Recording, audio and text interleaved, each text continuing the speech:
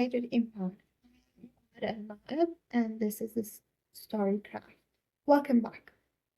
Last episode, I told you that program design is only 25% of the win. Um, this this episode, I'm going to show you what the other 75% looks like, and it starts with the budget.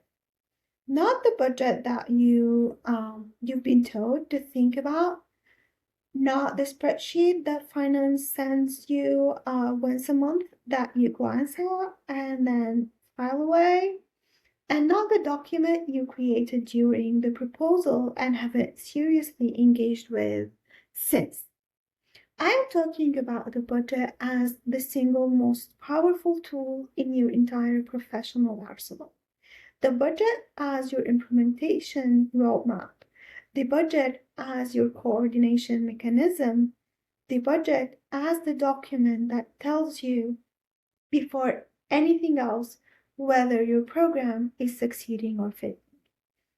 If you're currently treating your budget as an administrative artifact, you are leaving 80% of your strategic power on the table. And let's fix that.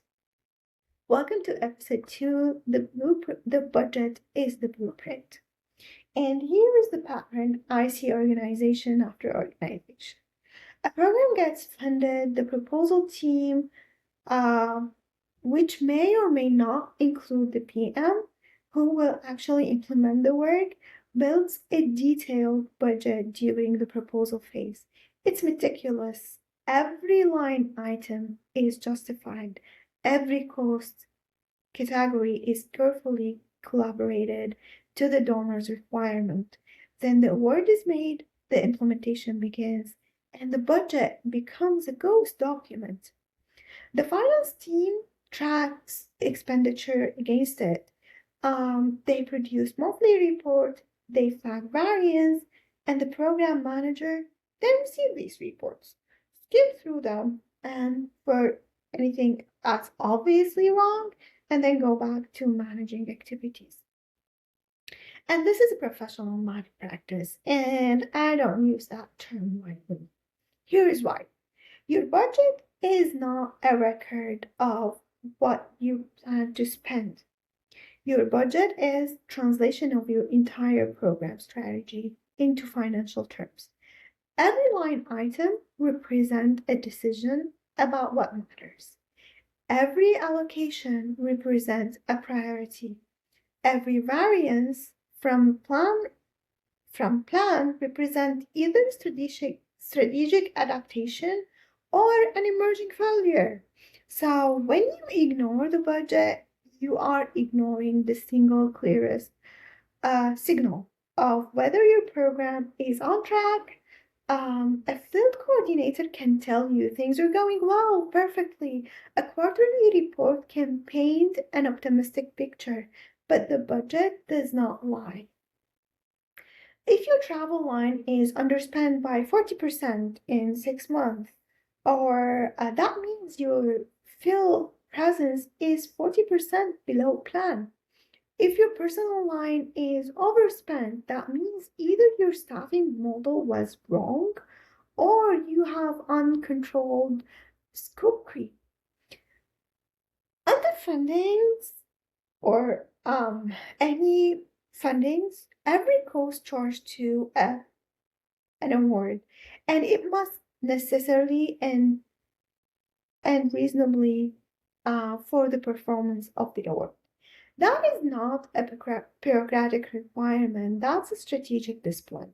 It forces you to connect every dollar to a purpose, and you cannot make that connection in real time, not just at a proposal stage, but every single month you are managing blind. The organizations I've seen fail catastrophically are the ones that had to return funding, that lost their next award, and that damaged their reputation within the donor community. They did not fail because of a bad program design. They failed because nobody was reading the budget as strategic document. Nobody was using the financial data to make implementation decisions, and the budget lived in the finance department and died there. So let me teach you how to read budget like a strategist. First principle, every budget tells a story. Your job is to read the story every single month. The story has characters. Your cost categories are characters. Your personnel, travel, equipment, supplies, contractual, other direct costs, indirect. Each character has a role in your implementation narrative. When the character is underfunded or overspent, the narrative changes. And here's the practical method I call budget to action translation. Step 1. Monthly variance narrative. Don't just look at the numbers. Write a one paragraph narrative for each and every cost category that shows more than 10% variance from plan. Why is it over? Why is it under? What does this variance mean for your implementation timeline? This exercise alone will transform your budget from spreadsheet into diagnostic tool. Step 2, burn rate projection. Take your current monthly expenditure rate and project it forward to the end of your project period. Does the projection match your remaining budget? If not, you have either a spending problem or a planning problem. And you need to know which one before the donor starts asking. Step 3, cross-functional budget review. This is where the budget becomes a coordination instrument. Once per month, bring finance, HR, procurement, and your technical team into one room. Use the budget as an agenda. Every line item variance becomes a conversation about operational reality. Your personnel line is underspent. That's an HR conversation about recruitment timeline. Your contractual line is overspent. That's procurement conversation about vendor management. Your travel line is under. That's a program conversation about field presence. This single meeting, the cross-functional budget review, replaces 6 separate coordination meetings because the budget is the one document that touches every department. It is a universal language for your organization, by the way. And step 4, pipeline forecasting. This is the advanced technique where every quarter you project your spending forward using 3 scenarios: optimistic, baseline, and conservative.